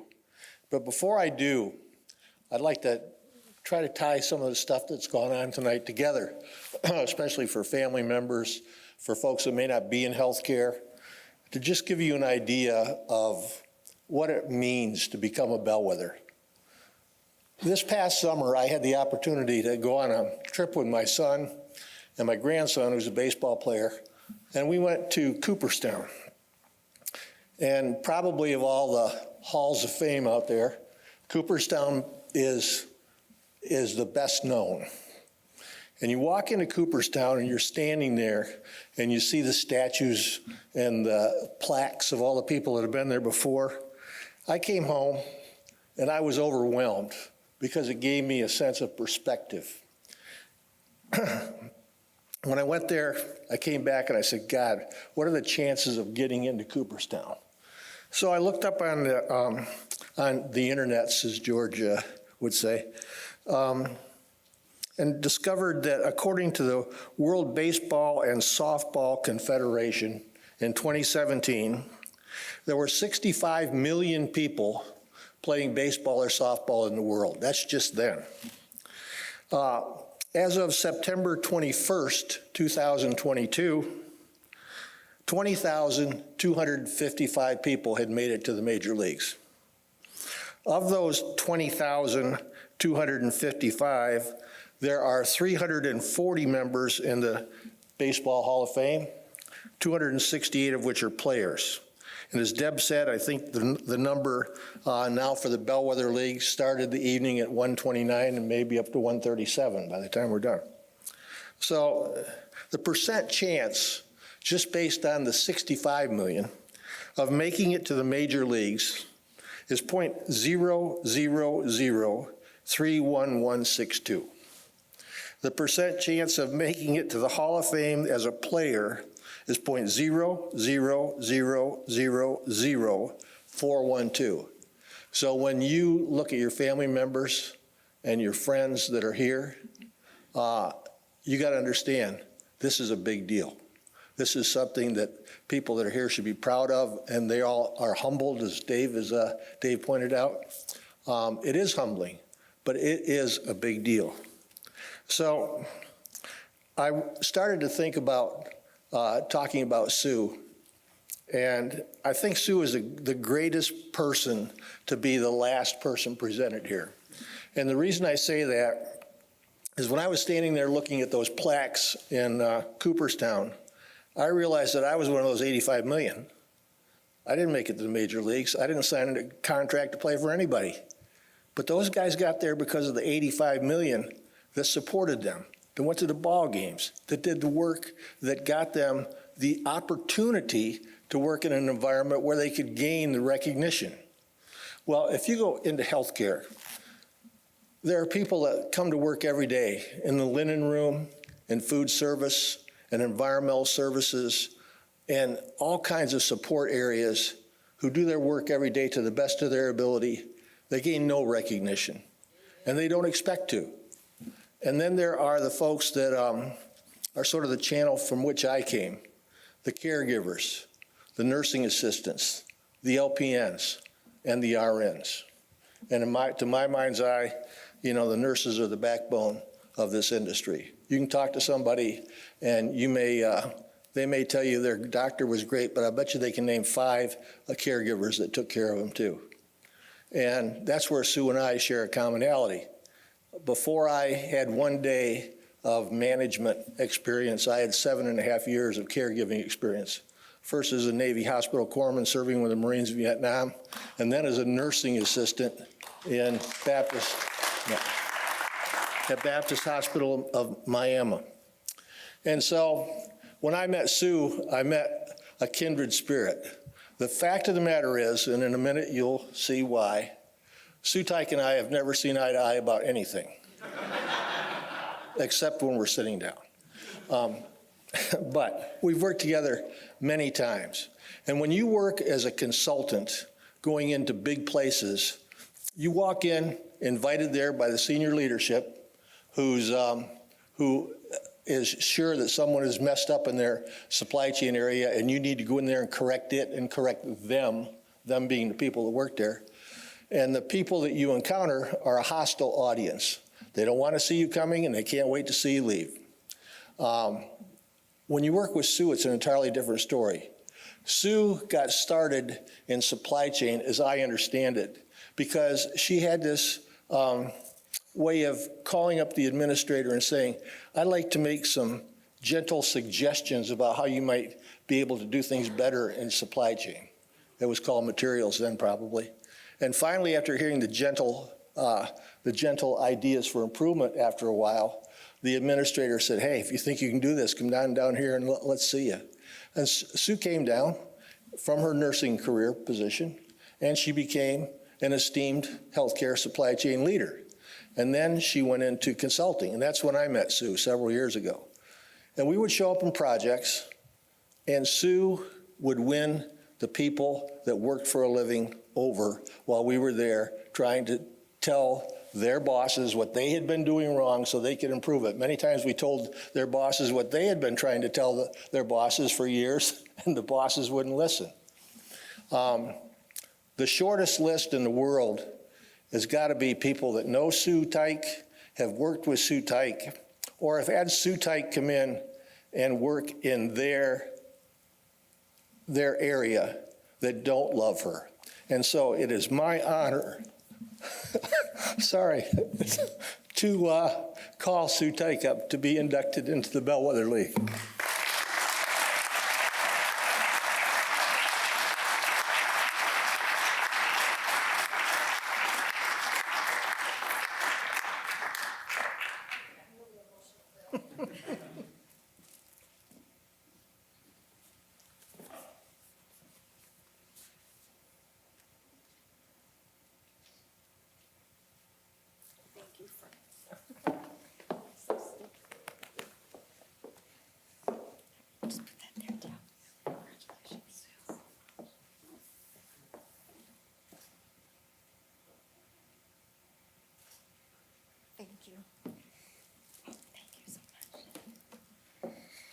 Whew, it's really tough to be last.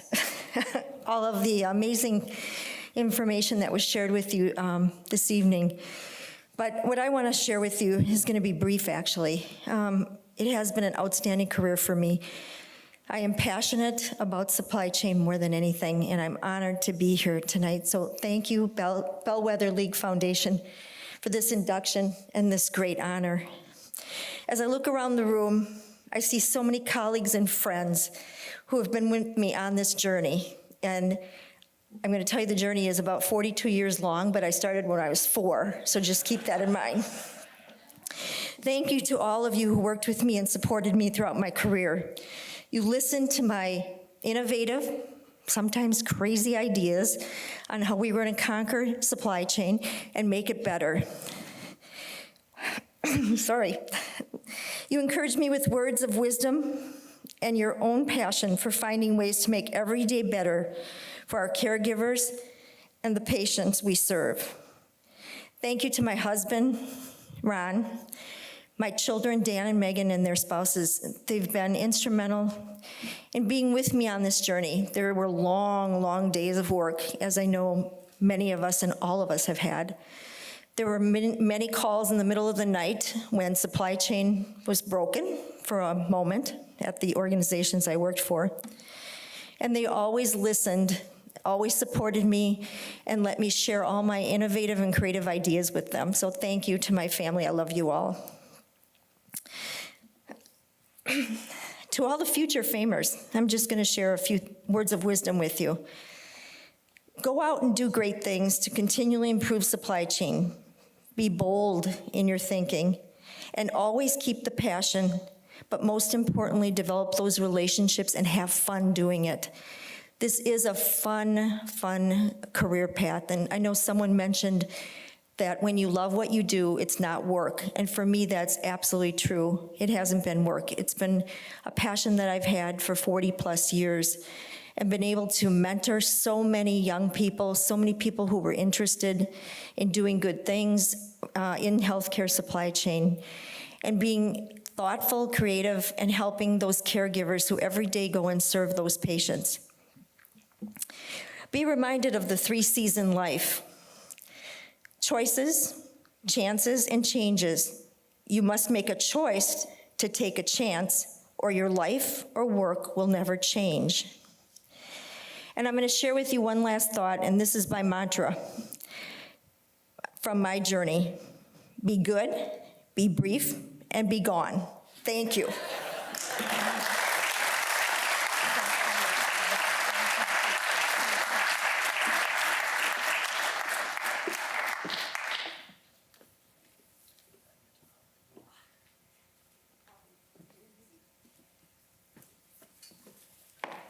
All right, we're almost done. I'm not even going to put my glasses on.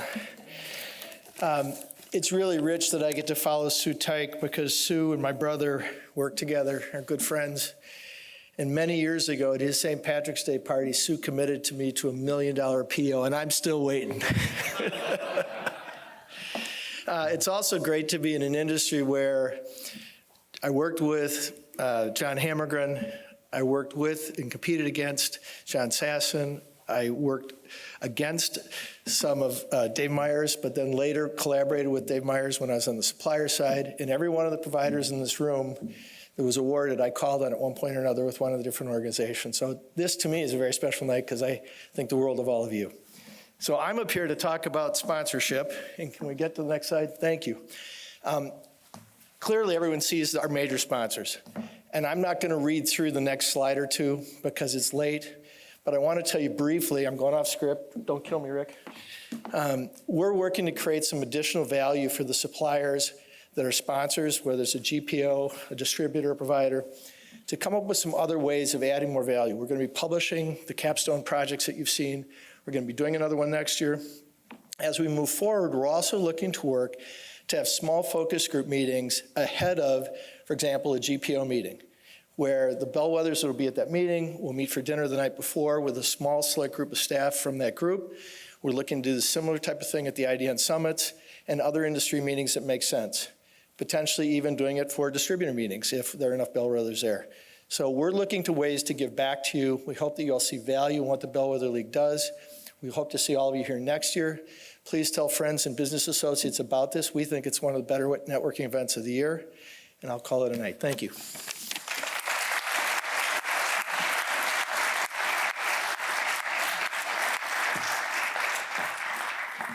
All right, one more time, right?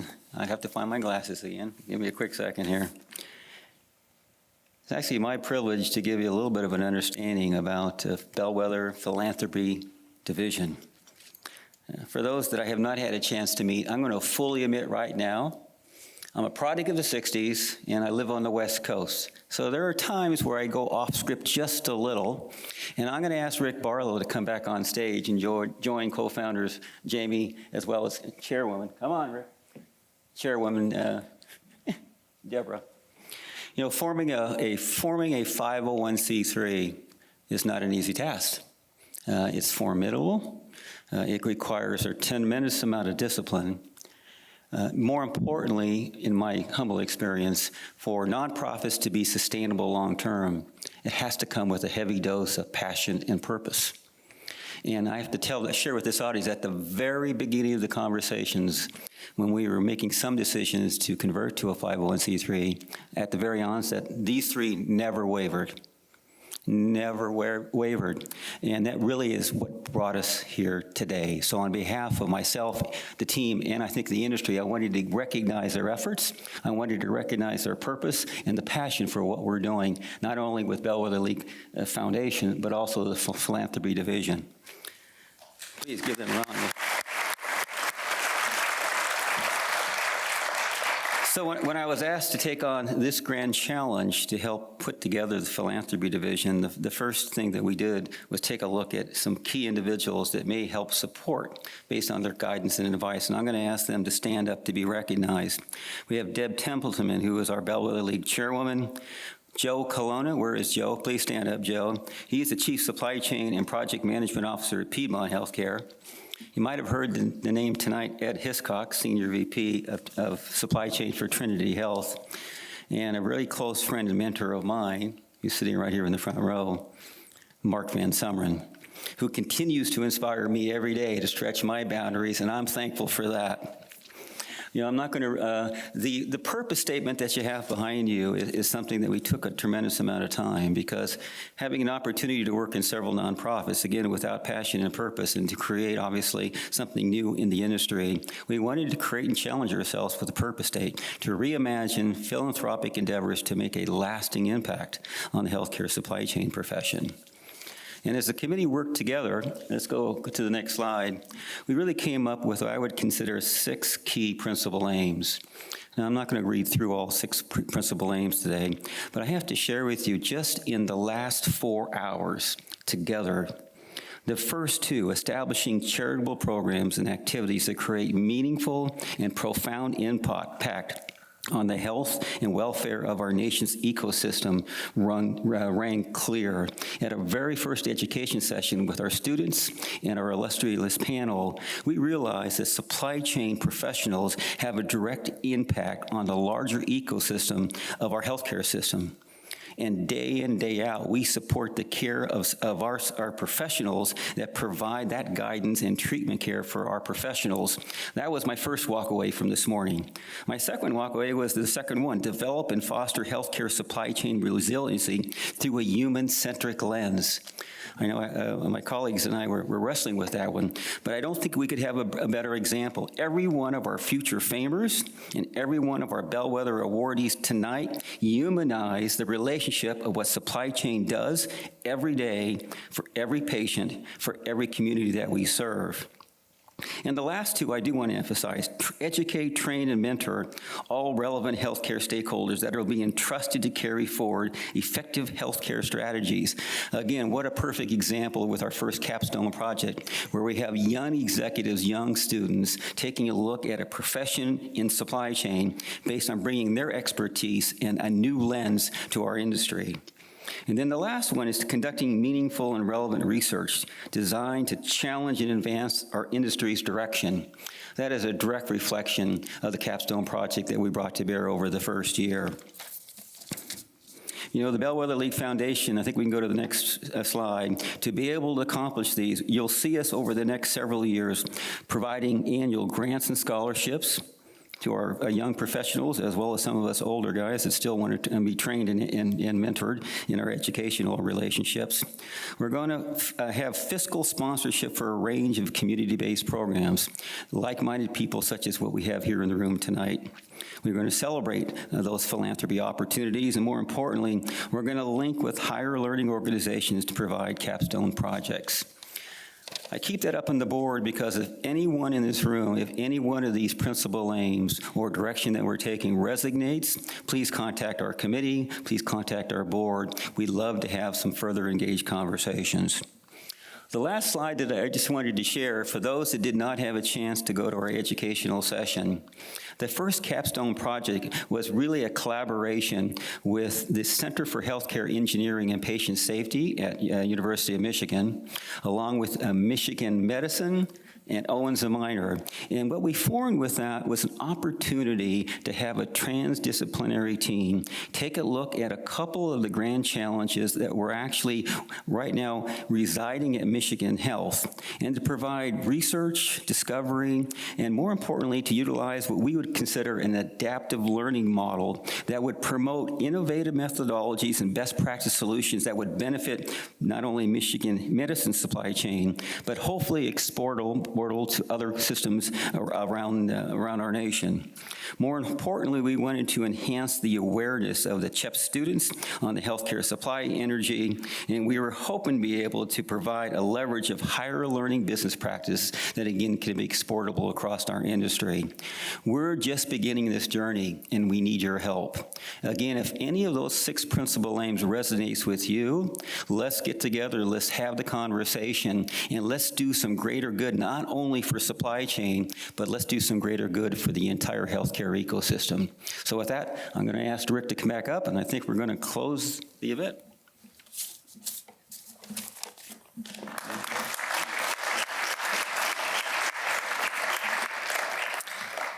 Thanks, Nick.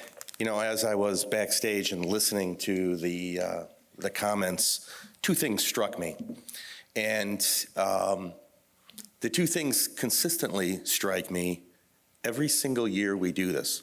One is that we have this incredible, I didn't know that moment, either in the evaluations and the assessments of the nominations that we pour through every year, and also from the stories that we hear from people remembering their past, remembering their lives, the experiences that they've had. And that's an incredible moment, I think, for all of us. We can learn from each and every one of those stories that they share. Second thing that struck me was the incredible connectivity between everyone in the supply chain and everyone throughout the hospital. You've heard people say, well, I've worked with this person who's being inducted today, and you may think that that's all calculated behind the scenes by us in some kind of, magic wand or whatnot. It's not, because it's reality. This is an intimate industry that helps a lot of people. Vance Moore, a number of years ago, he's also a Bellwether. He once said something that I found to be quite profound, and I'm sure it's probably not profound to you, but when you think about the depth of the statement, you'll realize just how important it is. Supply chain touches everyone and everything. Think about that. Think about how essential and important each one of you is to this process, to healthcare, to the global economy, to our lives. If you learn anything or retain anything from tonight, in addition to the stories and the emotions of the folks that you've heard, remember that. That's what makes you important and essential in this industry. I'd like to thank you all for attending this evening, and I'd like to thanks to those who will be watching this video at a later date. We're going to have it online for those who aren't here to see what happened here, and you can watch it for the first time as well. And I want to thank all those who participated in our 15th anniversary video. So I can't wait to see what all of you said. The 10th anniversary one was such a delight to see, and I go back to it every so often when I need a pick-me-up in what I'm doing. Once again, I want to congratulate for all of us on behalf of the board and the advisory council, the Future Famers class of 2022 and the Bellwether class of 2020. So let's give them a round of applause again. And as part of this 15th anniversary celebration, we definitely want to salute all 137 Bellwether inductees and 37 Future Famers and 2 AMER honorees. So let's give them a round of applause as well. We look forward to adding more, many more, to the Hall of Fame for healthcare supply chain leadership in the future. We also appreciate all of our sponsors and volunteers that make this happen, not only for the good of this organization, but for the good of the industry and the profession, because we know, and this is something that I've been saying routinely this evening, it's the right thing to do. Now make a note on your calendar, next year's Bellwether League Foundation induction and recognition event, BLFIRE 16, is scheduled for the first Monday in October. We have been doing the first Monday in October for, I don't know, it seems like, 15 years. And we always we always schedule it with National Healthcare Resource and Supply Chain, or Materials Management Week. We invite you all to nominate someone for the classes of 2023. The deadline's in January, and that's not very far away, so think about that. You'll find nomination forms online, as well as a video explanation of our process. So take a look at that. Karen and Kate put together a really good video, and I invite you all to watch it. Be sure to watch for the latest edition of Leaders and Luminaries. You may have picked up the first 2 print editions. The next 2 editions, 3 and 4, are online, and number 5 will be online soon as well. So take a look at those. If you didn't pick up your copy and would like one, go back to the where we had the VIP reception. They might still be on the registration table. Now, for you Bellwethers, this piece of equipment here, as you know, is very heavy. Deb mentioned that to you. We have the boxes, the padded boxes for you. So if you want, you can come up here, you can take your award, put it in your box, and you can take it with you safely. If you'd like to recycle your badges, Drop them off. There are bins on either aisle, at the end of either aisle. You can keep them, that they're yours to keep, of course, but if you'd like to recycle them, by all means, put them in the box. If you have a coat upstairs, it's in Ballroom E. Make sure you don't forget that. And I think those are all the announcements. Oh, if you parked in the 16th Street garage, I have something for you. So come up here. The ticket's not quite golden, but like I said earlier, I don't own a chocolate factory either. But I can give you a ticket, and we'll take care of your parking for you. So let's continue to salute the healthcare supply chain of yesterday, today, and tomorrow, and travel safely. We look forward to seeing you next year. Good night. God bless all. Thank you.